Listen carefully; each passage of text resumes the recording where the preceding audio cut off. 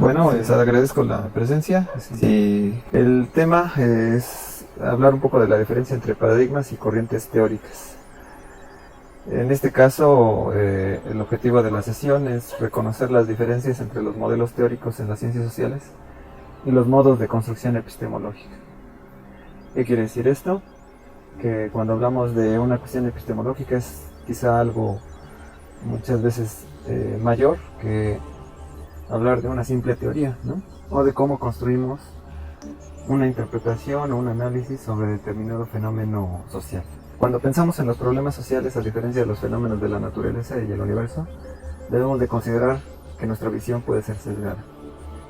Muchas veces cuando tratamos de hablar sobre algo, sobre cualquier fenómeno, sea social o incluso todo aquello que tenga que ver con nuestra observación directa o nuestra experiencia, nos sitúa en una problemática muchas veces personal y muchas veces difícil de universalizar respecto a todos los conflictos que hay en la naturaleza. No podemos decir que todas las personas piensan de una misma manera o que, por ejemplo, toda la población piensa a favor de algo con una simple estadística o en diversos temas. Cuando tenemos una experiencia con una comunidad, podemos decir que todos los seres humanos, por la experiencia de una comunidad concreta, piensan de una manera igual.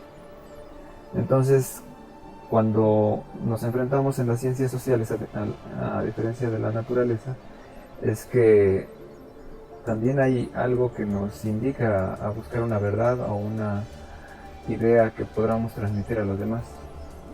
Entonces, ¿qué quiere decir esto? Tratamos de enunciar un razonamiento y debemos diferenciar lo que es una epistemología y una metodología. En todo discurso científico que tengamos a la mano, sea creado por nosotros o leído en alguna teoría, pues hay una manera en que se construye una razón, un pensamiento, una idea y también una forma de cómo se llegó al conocimiento. Cuando hablamos de la epistemología, nos referimos a cómo producimos y validamos el conocimiento. Muchas veces cuando nos acercamos hacia un objeto de la realidad, tenemos maneras de enunciarlo, de decir qué es, de tratar de decir que eso que vemos, quizá para todos tiene una misma correspondencia visual, auditiva o espacial, etc. Pero ¿cómo comprobamos eso? Siendo que una persona está segura de lo que siente, pero quizá no estemos seguros de lo que perciba otra persona. Entonces la derivación epistemológica de estos problemas es la metodología o la forma como llegamos a ese conocimiento. En las ciencias sociales, viendo al paradigma como una epistemología, tenemos teorías o corrientes de análisis que a su vez pueden tener elementos metodológicos para llegar a un conocimiento. La epistemología o el paradigma es algo mayor. Las teorías o corrientes muchas veces tendrán alguna diferencia con el paradigma mayor o la forma general que enunciamos. Una teoría o una corriente se puede modificar en cierto tiempo, a veces poco, corto, y los paradigmas o epistemologías permanecen un poco más en el tiempo como parte de una filosofía de la ciencia. Entonces, cuando hablamos de paradigmas, muchas veces podemos estar hablando de maneras de encontrar conocimiento desde muchas maneras que ya están establecidas con un rango mayor de tiempo en la historia del pensamiento humano, pero que a su vez nos demuestran que es una forma que no va a cambiar desde una postura u otra, cuando en una teoría o una corriente muchas veces la realidad cambia tan rápidamente que a veces la teoría se desdice porque el tiempo que analizamos ya cambió. Entonces el paradigma o epistemología es lo que queda como remanente de ese trasfondo teórico y que se guarda una esencia sobre esta apariencia que podemos tener. El camino de la filosofía ha sido largo en Occidente. Gran parte de lo que llamamos ciencia tiene una idea sobre la lógica formal. En alguna de las presentaciones anteriores se había mencionado un poco la trascendencia que había tenido en la filosofía griega la noción de la lógica, y que bueno, a su vez en la Edad Media con algunos elementos que por ejemplo con Duns Scott o algunos escolásticos se manejaba, era un poco la trascendencia del conocimiento universal, sobre todo porque no había una distinción entre ciencias sociales y naturales, había un conocimiento. Entonces En la naturaleza tratamos de buscar principios o en cierta forma lo que se llaman leyes. Y bueno, la lógica formal nos presupone que en la deducción partimos de principios generales, los aplicamos a fenómenos particulares y vamos a confirmar una regla.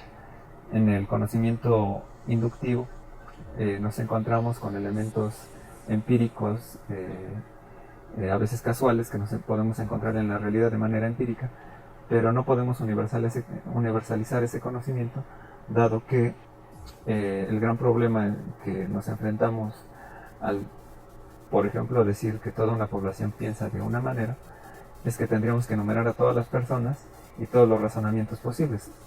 Una problemática bastante amplia para tratar de llevar a cabo, porque no podríamos, por ejemplo, en la realidad actual, pues enumerar todas las opiniones de la gente, porque nunca acabaríamos una encuesta. Y una encuesta siempre te sesga en cierta forma de lo que a veces tratamos de decir acerca de una comunidad o una sociedad, o incluso un pensamiento de Estado. Entonces, por tanto, lo que siempre ha quedado en la lógica de Occidente es darle un papel subrayado a la lógica formal, cosa que ya habíamos visto ya con el texto de Mario Bunge.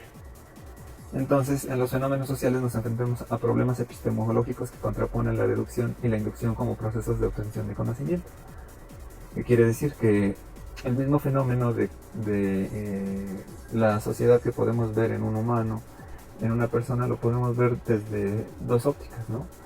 Podemos ver la óptica muchas veces naturalista, de lo que muchas veces la ciencia médica nos dice, que nos puede decir que un organismo es capaz de tener ciertas capacidades, ciertas nociones de la naturaleza por los factores biológicos, etc. Y por otra parte, las cuestiones que no podemos determinar con cierta certeza, qué es lo que va a ser una persona mañana. Podemos tratar de especular de cierta forma que todas las personas el día de mañana pues van a ir a trabajar temprano, etcétera, por ciertas reglas convencionales, pero no podemos decir que pues bueno, todas las cosas sucedan como muchas veces pensamos que suceden a lo largo del día. Muchas veces nos pueden derramar la taza de café, etcétera, y no podemos predecir muchos elementos que a lo largo del día van a suceder, o que si va a haber tráfico, que si.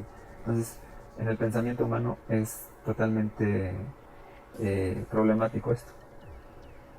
Y bueno, entonces, cuando vamos a la historia de la filosofía, nos encontramos que hemos tratado de describir al hombre por parte de la razón y por un camino muchas veces tangible, más allá de las acciones que hacemos. Descartes trató de formalizar el pensamiento como una línea de construcción de ideas. Sin embargo, su planteamiento fue criticado de metafísico en ciertos casos, porque pues bueno, había una parte del racionamiento, de la racionalización, en donde podemos definir, bueno, el hombre piensa, y a través de ese pensamiento podemos definir que todas las acciones estarán conducidas por lo que sale de la mente. Sin embargo, es la misma forma de ser o la misma socialización que tenemos, que muchas veces tenemos pensamientos que no los formulamos de manera creacionista, o de manera como una entelequia, una manera en que surgen las cosas de la nada, siendo que muchas veces estamos formados desde una formación anterior. Entonces, lo trascendente de hablar de Descartes es que este pensamiento cartesiano, que trataba de poner como materialmente la existencia de un razonamiento, derivó a muchas tendencias filosóficas, a veces naturalistas y a veces sociales, que podemos ver en el racionalismo de Spinoza, Leibniz, Kant. También se dio con Hegel o con Locke. Comenzamos a tratar aquí una cuestión de nacimiento de un pensamiento social por sí mismo, que con la Ilustración, el enciclopedismo, el siglo de las luces, derivaba obviamente de una tendencia filosófica, y que bueno, más allá de las conducciones analíticas de la naturaleza, se veía la sociedad y el ser en sí mismo, cómo nos comportamos y cómo somos ante la sociedad.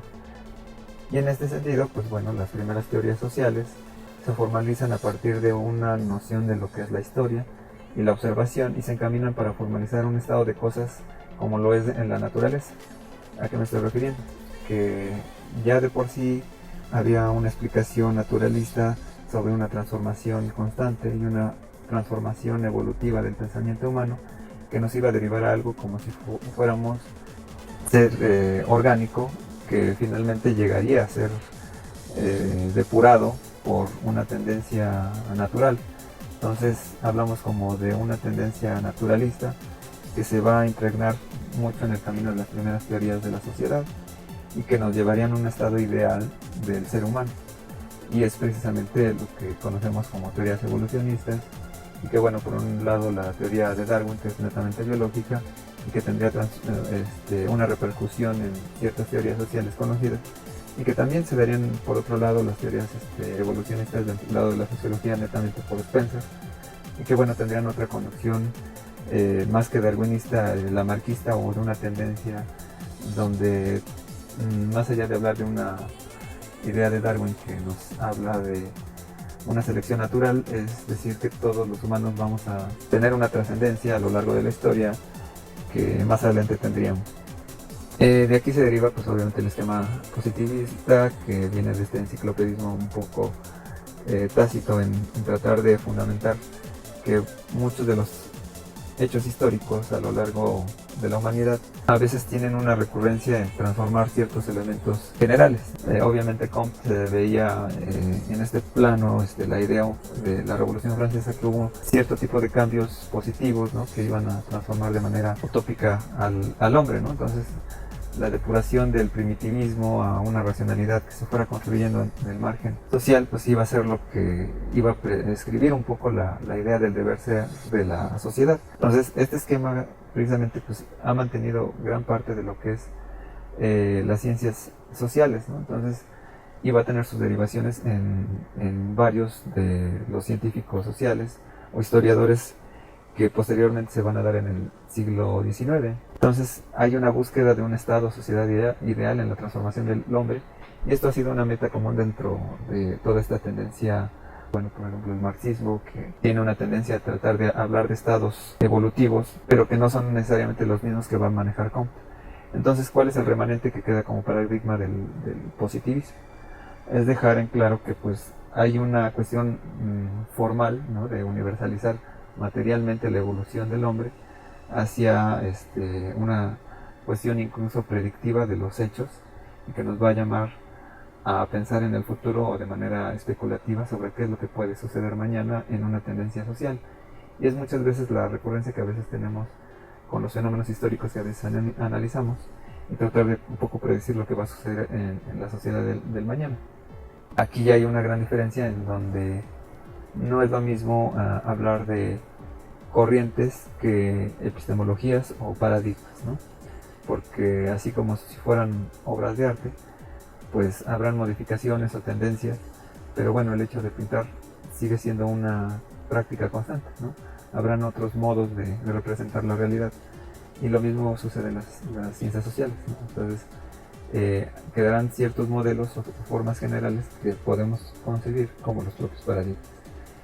Y bueno, dentro de esta tendencia obviamente no todos se cortan con la misma tijera, ¿no? Entonces nos atrevemos también a afrontar que el positivismo no lo es todo. Los paradigmas se han dado de diversas maneras a lo largo de la historia y en la forma de construir el conocimiento. La hermenéutica es un ejemplo de ello. A lo largo de la historia, pues obviamente hablar de hermenéutica, pues obviamente nos pone de trasfondo que el arte de interpretar en la Edad Media quizás no tenía los fines que ahora se tiene en la construcción del conocimiento, pero constituye una manera no positivista de la creación de conocimiento o de sabiduría. Por ejemplo,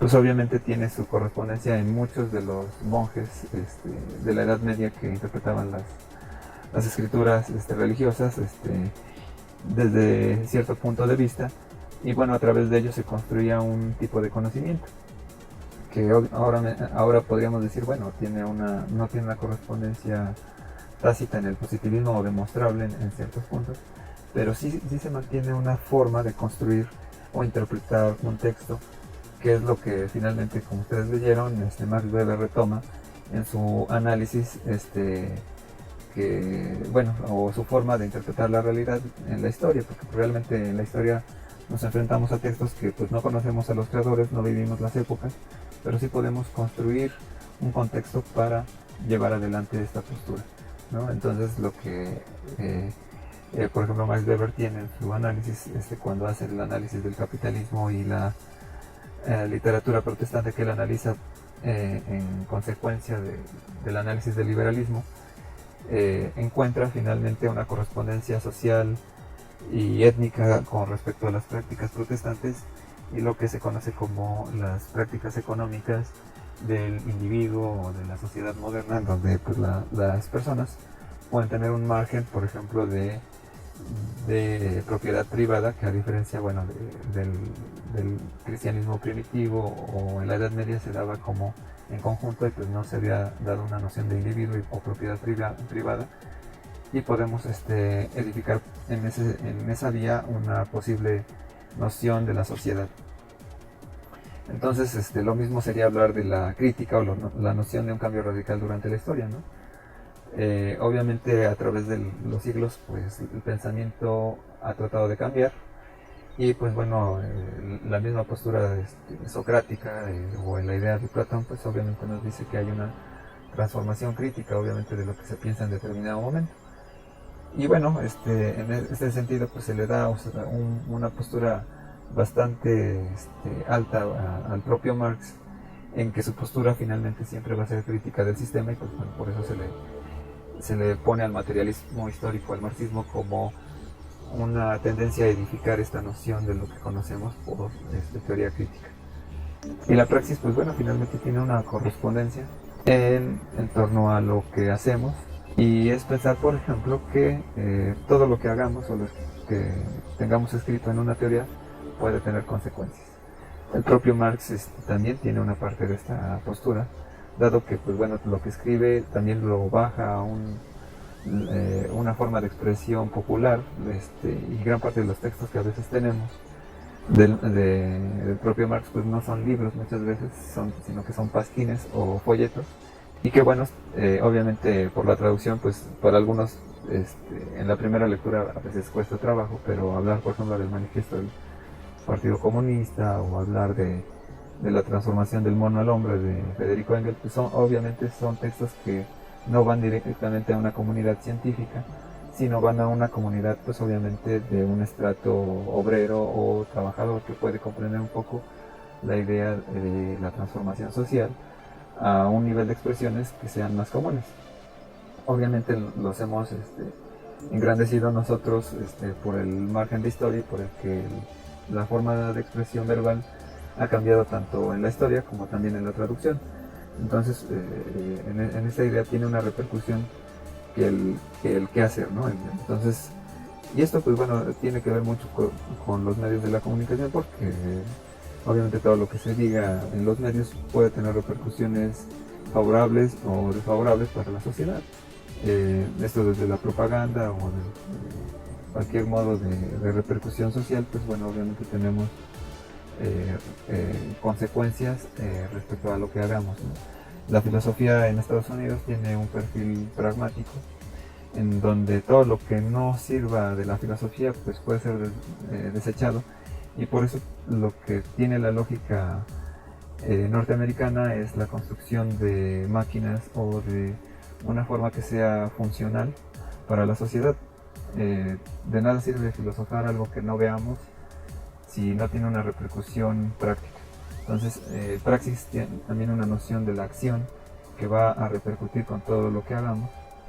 Y pues en este sentido se enarbola también ya sea la postura pragmática, que pues bueno, finalmente los norteamericanos van a manejar, pero pues bueno, la praxis viene como concepto desde antaño. Entonces no podemos manejar una noción que se inaugura desde cierto periodo histórico, pero sí tiene correspondencias históricas y sociales. Entonces todo lo que tenga una repercusión social, pues bueno, tiene un fenómeno de praxis, ¿no? Aquí en la imagen tenemos cómo finalmente con la tecnología pues se van a dar cambios inmanentes a la sociedad. Cuando nos enfrentamos a cómo legitimarnos como científicos sociales, pues tratamos de seguir un método que sea lógico, comunicable o comprensible a los demás. Entonces, los fenómenos sociales cambian de manera apabullante. Y bueno, en tal manera pues nosotros tratamos de aterrizar todos estos fenómenos sociales en una teoría o en algo, ¿no? Entonces nos criticarán los naturalistas que pues bueno, nosotros solamente enarbolamos teoría y que no enarbolamos leyes como lo podemos encontrar en la física o en la química, y que bueno, en este sentido tratamos de buscar lo más adecuado posible a un discurso lógico o entendible o en una serie de postulados. Muchas veces quienes ganan, por ejemplo, el Nobel de Economía no es que sea una gran investigación aplicada a los términos sociales o a los términos prácticos, sino más bien tiene un perfil descriptivo que es comunicable y que tiene una forma de escribirse demasiado amable para la comunidad científica, que pues bueno, mantiene ese discurso lógico. Entonces lo que creamos son modelos teóricos que especifican ciertos métodos, técnicas amparados en los diversos paradigmas que anteriormente habíamos mencionado. Entonces el marxismo, como les había dicho, pues bueno, tiene una parte positivista, en el sentido que tiene una transformación en diversos estados. También tiene una noción analítica de la hermenéutica, en dado que sí tiene una interpretación de los modos de producción de acuerdo a ciertos contextos históricos, aunque no es necesariamente el aterrizaje que Marx le hace, pero sí tiene una noción de praxis y de crítica, ¿no? Finalmente, a la sociedad capitalista que se vivía entonces. Creamos modelos, pues nosotros cuando los tratamos de explicar, la otra persona los tiene que ordenar de manera tácita para que los pueda comprender o manejar. Entonces, aquí, ¿qué es lo que tenemos en este fenómeno? Con las teorías y modelos, pues se generan corrientes. Entonces tenemos el enciclopedismo y el evolucionismo social en una tendencia que nos va a dar el materialismo histórico, el marxismo, la teoría crítica, etc. Luego de ahí se deriva lo empírico analítico, el funcionalismo, el funcional estructuralismo, los sistemas empíricos, o más bien las tendencias empírico-sistemáticas, los maneras postestructuralistas de entender a la sociedad. Están por otro lado las corrientes históricas interpretativas, la psicología social, el relativismo histórico y bueno, también el pragmatismo, una semiótica lógica, el conductismo, etc. Entonces tenemos una diversidad de corrientes, pero sí ciertas formas de cómo epistemológicamente se pueden sustentar o contradecirse. Entonces, bueno, para nosotros que aprendemos en esta etapa, pues es un sinfín de teóricos, modelos, etc.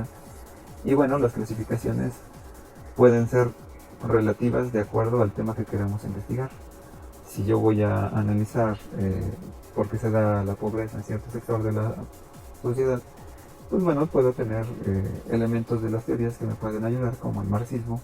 Sí puedo ver la lucha de clases, o puedo manejar desde otra corriente, el funcionalismo, si lo que existe es una tendencia a encontrar reglas sociales que no se respetan en ciertos contextos, o de manera empírica analítica, en donde yo pudiera analizar una persona que tiene cierta pobreza, pues padece de una anomia social o de cierta posición que no va de acuerdo a la moral social establecida de acuerdo a un estado, etc. Entonces, muchas veces lo que hacemos en las ciencias sociales es que los agrupamos por tendencias o por corrientes. Muchas veces, cuando mezclamos términos de teorías diferentes o líneas de pensamiento diferentes, nos conflictúa en posiciones personales, ¿no? Mi postura como investigador, como científico social, como periodista, etcétera, pues muchas veces va a tener que situarse en una postura. Es como tener esta lucha que decía Marx, la ideología de las ideologías, o la crítica de la crítica crítica, que pues bueno, finalmente nosotros tenemos una idea que enarbolamos desde casa o desde nuestra postura como clase social, y pues bueno, tenemos una tendencia a manejar un vocabulario y también situar una tendencia filosófica, estructural, como sea. Y pues lo que hacemos muchas veces cuando encontramos un concepto que puede ir afín a un análisis, pues muchas veces, para no situar toda la epistemología de esa otra corriente, pues lo que hago es traducir ese término a la corriente. Por ejemplo, en el estructuralismo, pues bueno, se habla de mitos, se habla de tendencias del análisis ritual, etcétera, que bueno, tienen una correspondencia afín a lo que pues bueno tiene que ver en el marxismo con las ideologías, por ejemplo, solo que se explica de otra manera. Entonces, muchas veces eso es como muchas veces podemos encontrar conceptos afines en diferentes teorías, pero que en su epistemología o su paradigma tienen una correspondencia sustentable de otra manera. Y bueno, con esto termino la sesión del día de hoy. Sí, ¿qué tal, Mario? ¿Qué tal? Gracias. Oye, profesor, bueno, a mí me queda una duda, y de hecho en mi tarea me costó un poquito de trabajo sobre la praxis. Pero entonces entiendo que la praxis puede complementarse o puede ser aunada a los demás paradigmas. O sea, la praxis es como una forma de ver los paradigmas, o es un paradigma como aparte. Decir como un paradigma, la praxis se puede escindir aparte, pero lo que sí podemos encontrar son corrientes o tendencias de análisis que a veces agarran una parte de una tendencia, de un paradigma o de otro. Entonces, a mi parecer, el marxismo es quien a veces maneja, puede agarrar de las cuatro, por ejemplo, pero la cabeza donde se enarbola precisamente el marxismo es la crítica, ¿no? Por una tendencia dialéctica, aunque su antecedente más próximo sea el positivismo como una línea de transformación. ¿Pero qué quiere decir esto? O sea, la praxis como una tendencia tiene que ver más con ser consecuente, ¿no? O sea, muchas teorías, incluso que se dan en ciencias sociales, muchas veces no son consecuentes. ¿Qué quiere decir eso? Que hay, por ejemplo, teorías como, no sé, el psicoanálisis, que por ejemplo, cuando uno existe una terapia, etcétera, pero es una teoría social o filosófica social, en donde solamente te sirve para interpretarte o saber cómo es, ¿no? Entonces, dentro de esta línea, pues, obviamente no necesariamente estoy diciendo una transformación. El conductismo, por ejemplo, puede estar más vinculado con la praxis, que fue un poco la moda en que por ejemplo, la propia UNAM, no es gratuito esta idea, ¿no? De que en la Facultad de Psicología, pues ahí lo que se promulga es que por mi rata hablar en esto.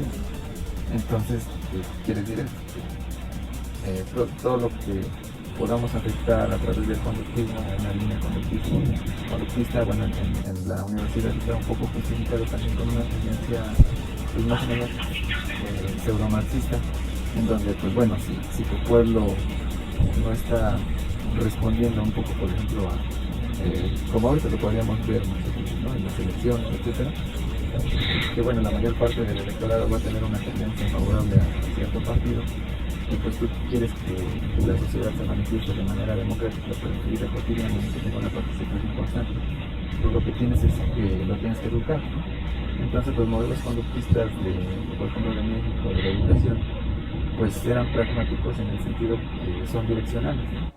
Había una tendencia de educar a la gente de cierta forma para que esta gente comiera de cierta manera, que muchas veces ahorita con los problemas con los grupos indígenas, pues nunca se les respetaba su autonomía, etc. La idea de cada paradigma es que se pudiera sustentar solito.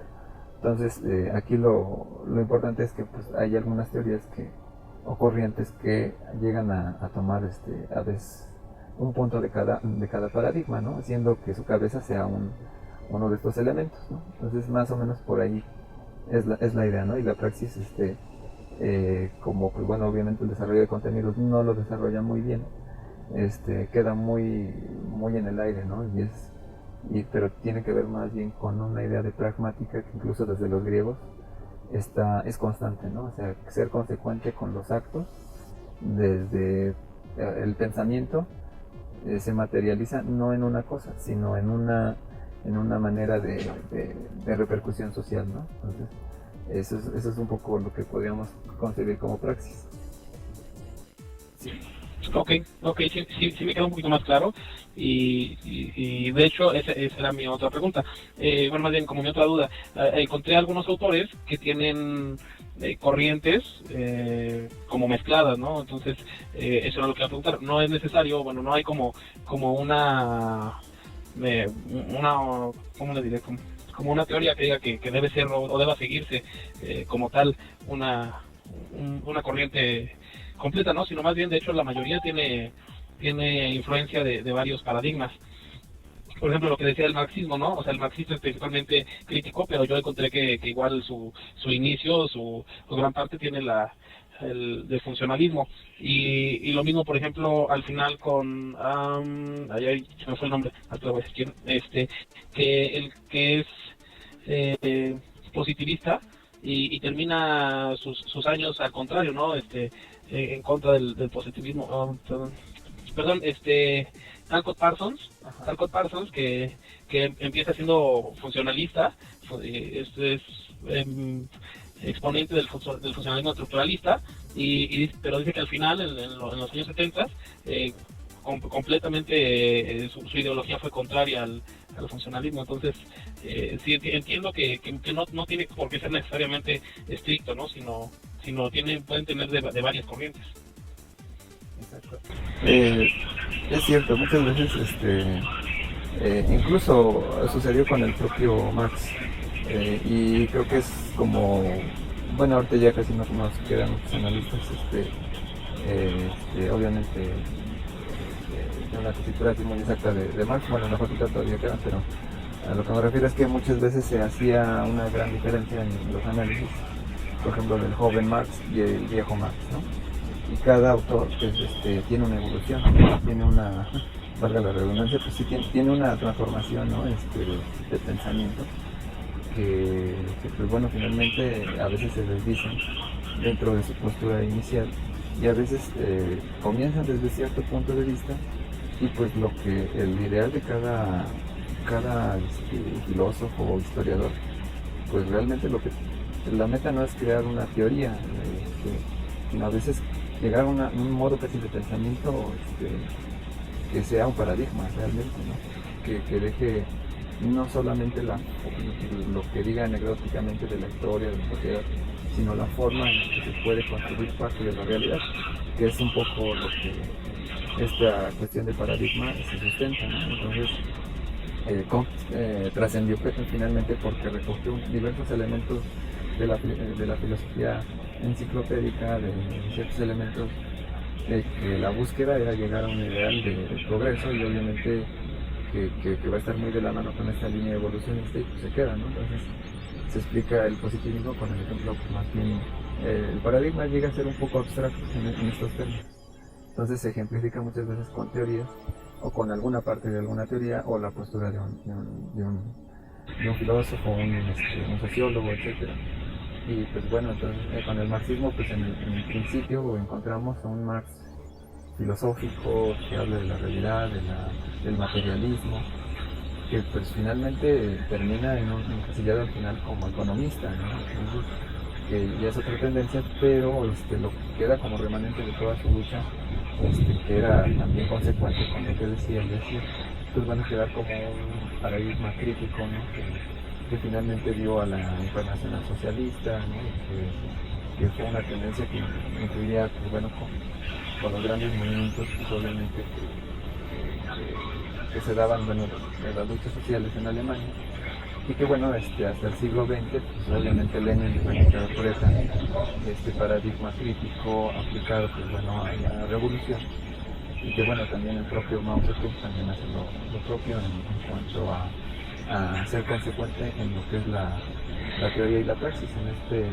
En este texto que tiene 5 teorías filosóficas, bueno, también se habla de esta teoría y práctica. Entonces, esa es la noción, digo, con perdón de lo que se pueda pensar con algunos de los marxistas o de los que se creen que se dicen marxistas en la universidad, muchas veces pues, son de lo más nacionalistas o tienen una tendencia totalmente contraria, ¿no? que por ejemplo tú nunca los ves haciendo una marcha o incluso trabajando en el campo con los indígenas, o sea, y que se dio mucho en los años 70, ¿no? Se decían todos marxistas, pero obviamente tenían una tendencia a una idea. A ver, espera, deja ver si...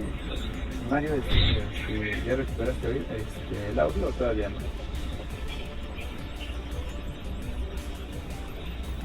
Ah, ok. Entonces, si te respondo en el chat o te respondo verbalmente. Ok, bueno, de tu pregunta, ¿no? Fue un modelo paradigmático, entonces basarse en más de una corriente teórica.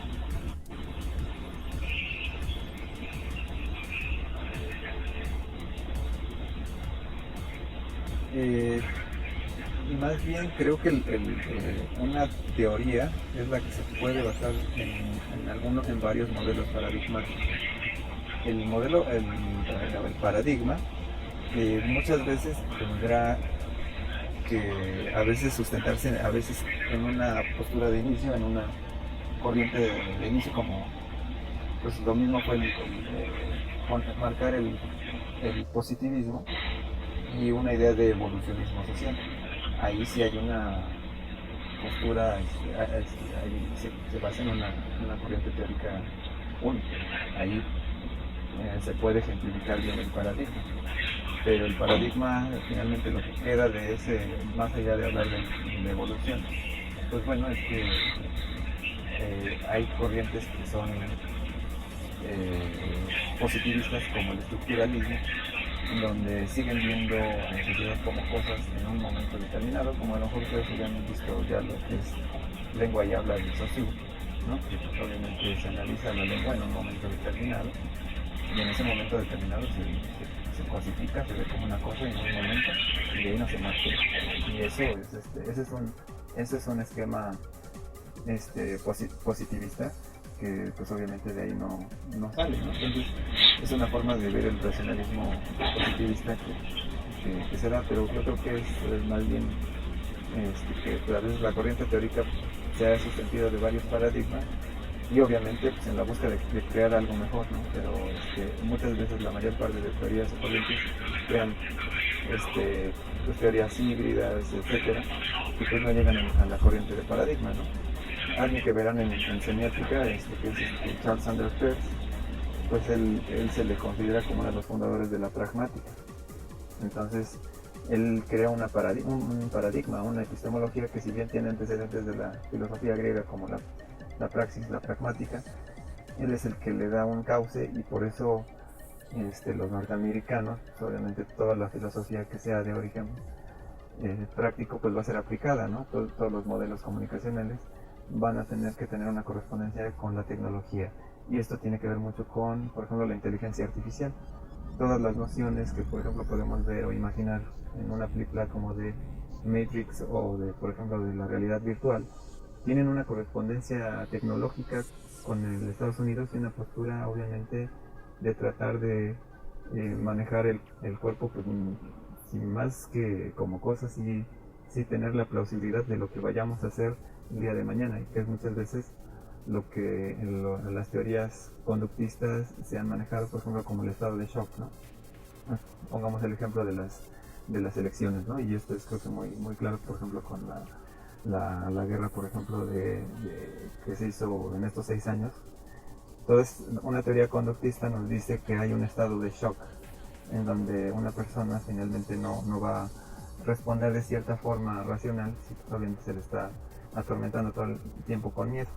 Entonces tú esto lo aplicas a la política y obviamente tú le metes miedo a la población y le estás dando mensaje tras mensaje tras mensaje que hay que tener miedo, un poco como las teorías de este documentalista norteamericano que hace la película de Fahrenheit o de Bowling for Columbine, de que una sociedad con miedo pues, puede ser manipulable, que se manejó mucho con la guerra de Irak o de Afganistán.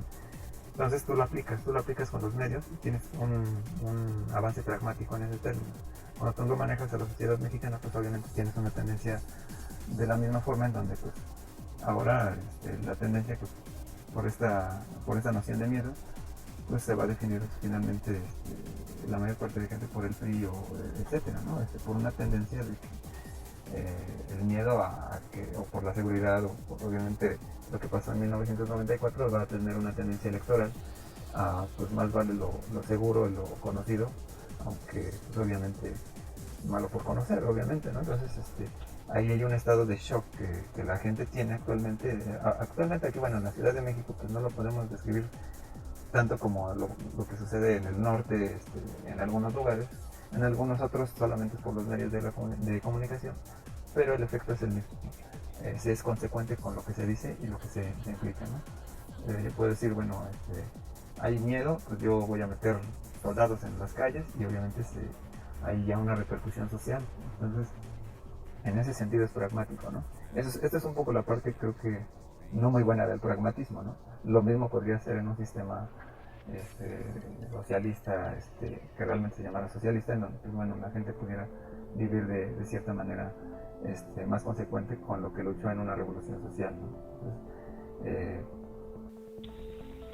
No, bueno, por mi parte me queda un poquito más claro, me quedo un poquito más tranquilo sobre todo, porque a mí me preocupaba mucho que son muchos autores, muchas corrientes, unas se mezclan con otras, entonces yo decía, no me voy a poder aprender todo, pero digo, como decía una de las últimas diapos, ¿no? Dependiendo de la investigación, entonces será ya la línea o el paradigma, la teoría que se siga o que se investigue. Entonces ya me quedo un poquito más tranquilo, que creo que no tengo que aprenderme todos los autores y todas las corrientes, ¿no? sí, sobre todo la tendencia obviamente al efecto de investigar, pues obviamente uno va a tener un conocimiento mayor sobre una tendencia, una teoría, etcétera. Obviamente esto se hace con mucho tiempo, obviamente, de lectura y con un poco de calma. Obviamente este es un curso casi introductorio a la carrera, ¿no?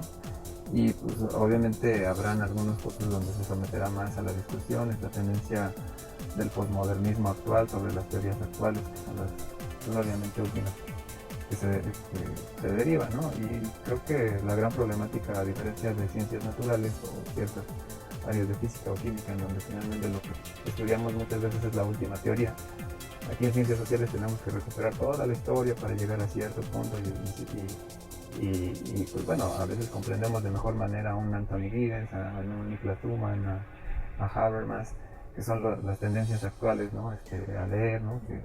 Y pues bueno, podemos criticar de mejor manera a un Fukuyama, a un Huntington, que nos dicen que la historia ya se acabó, etcétera, ¿no?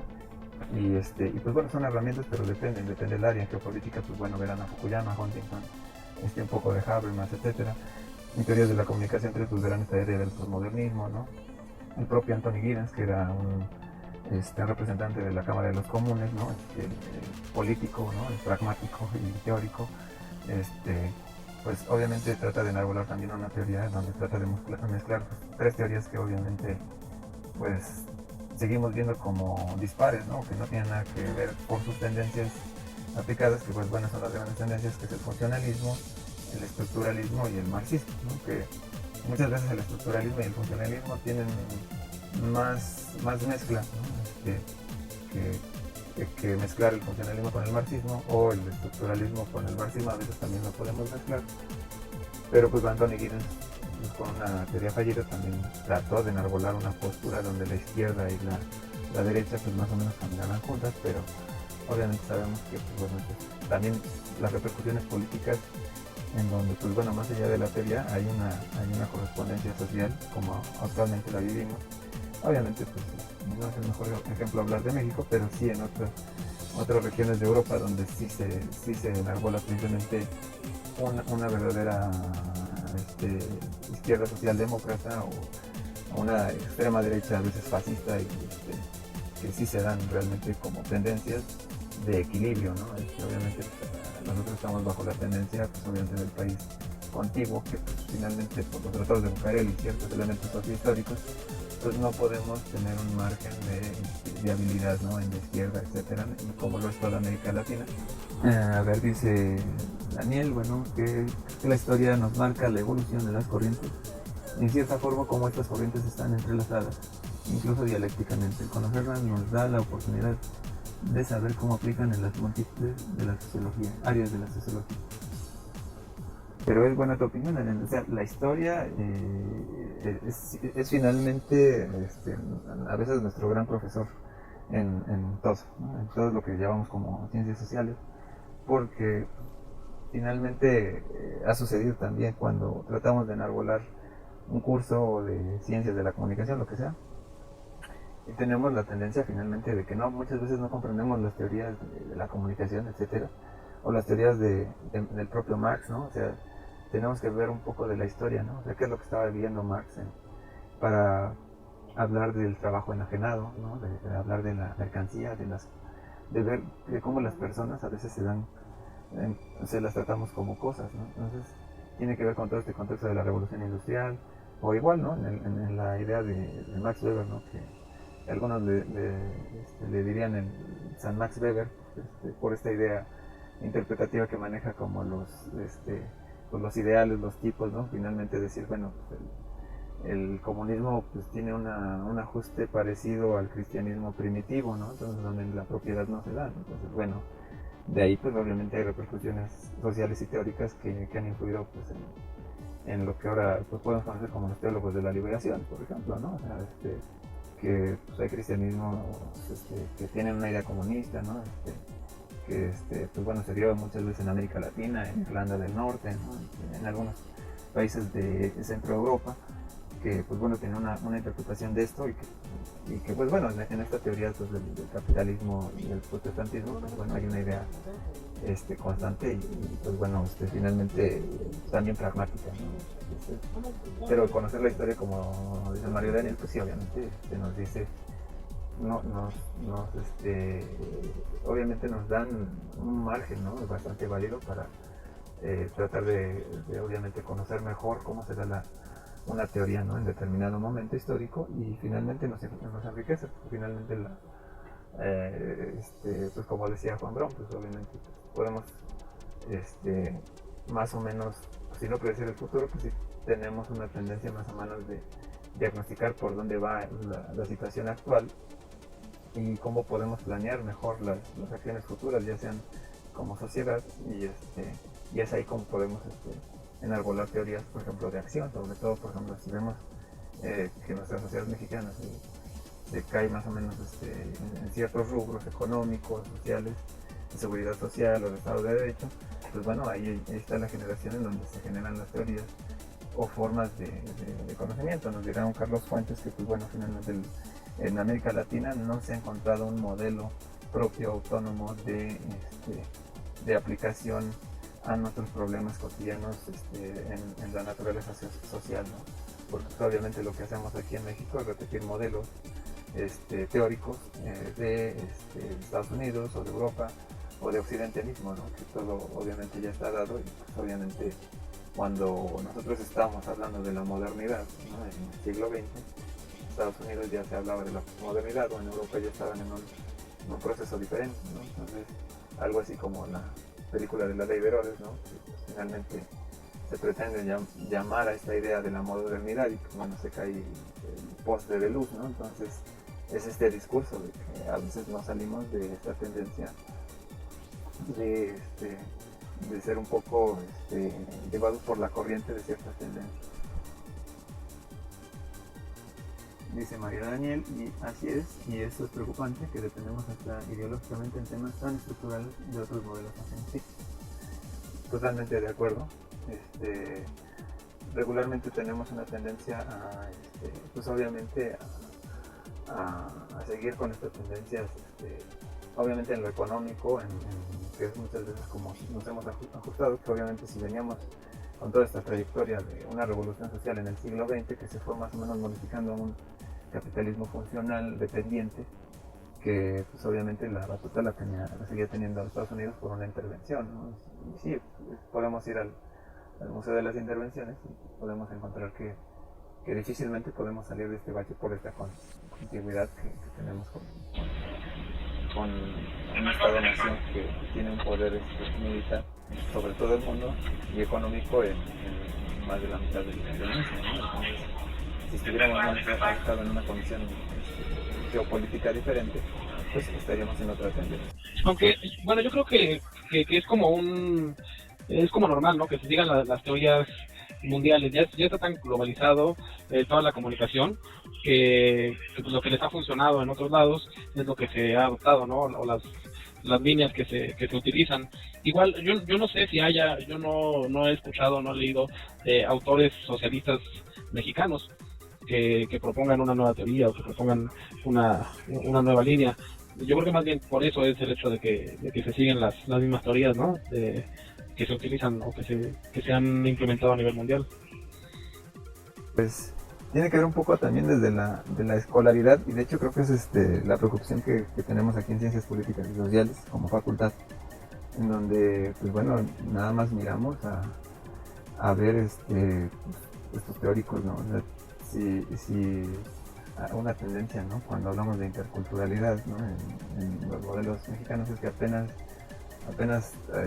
han pasado más de 5 siglos y apenas se le ha dado la voz a estos fenómenos del indigenismo, y sobre todo de un indigenismo con una palabra cosificada como es lo indígena, que no dice nada, que no es lo mismo hablar de un buchol, de un popoloca, etcétera, un tojolabal, etcétera, que son etnias de identidad diferentes y que pues bueno, finalmente tienen modelos estructurales definidos en sus costumbres, un poco como esta idea de Chiapas, ¿no? En donde finalmente tenía una forma de organización ya dada, ¿no? Entonces, cuando desde un modelo centralista tratamos de decir qué es lo bueno y qué es lo malo, pues simplemente estamos aplicando modelos que vienen del colonialismo y del poscolonialismo que se dan de Europa, ¿no? Con entidades que nunca lo fueron, ¿no? Entonces, lo mismo sería, ¿no? El modelo de la República Bolivariana, pues bueno, obviamente también tenía un modelo obviamente europeo, ¿no? Y que tenía una tendencia occidental, y que finalmente, como dice mismo Carlos Fuentes, cita a Bolívar en sus últimas palabras, ¿no? Quien quiera gobernar en América, hará en el mar, que es realmente una tendencia incluso sociocultural a pensar en que hagamos lo que hagamos, siempre que utilicemos modelos que no son gestados aquí, pues obviamente pues vamos a movernos a cierto fracaso. Entonces, las políticas programáticas que se dan en el Estado mexicano pues sí han sido ejercicios y pues experimentos, ¿no? Que obviamente pues si salieron bien, pues qué bueno, si no, pues lástima, ¿no? Y es un poco lo que, si hay esta teoría en que todo este modelo de miedo que se ha dado en Sonora es un experimento social para que los empresarios después vayan a salvar al pueblo con una tendencia económica, donde pues, obviamente el Walmart, la Soriana y todos estos monopolios no tienen un problema pues no reciben balas, ¿no? Por así decirlo, y pues bueno, funcionan. Entonces nos está hablando precisamente de un modelo económico pragmático de fuera o de adentro, pero que finalmente es un modelo occidental, ¿no? Que no se ha generado aquí. Y cuando por ejemplo estudiamos aquí en ciencias sociales, pues regularmente lo que hacemos pues es, a todos nos pasa, nos aprendemos a Kant, nos aprendemos a Marx, etcétera, y pues no son nuestros conceptos, ¿no? Desafortunadamente, ¿no? O sea, difícilmente construimos nuestras propias categorías para analizar, y pues es algo, bueno, yo en lo personal que me he dado cuenta más en la antropología que en comunicación, es que pues bueno, voltear a mirar a las comunidades o lo que quedó de la historia, pues es más o menos tratar de sacar estos modelos de organización, de identidad, que nos hablan de buscar modelos sociopolíticos distintos a los que obviamente dependemos en Occidente. Sí, exactamente, a eso iba, ¿no? O sea, si estudiamos o conocemos las teorías extranjeras porque pues, se ha globalizado, pero no hay una propuesta, no hay un modelo propio. Sí, en efecto. Pues bueno, no sé, alguna duda, otro comentario, pues ya para cerrar esta videoconferencia. Ok, pues bueno, cerramos la sesión y estamos en contacto, ¿ok?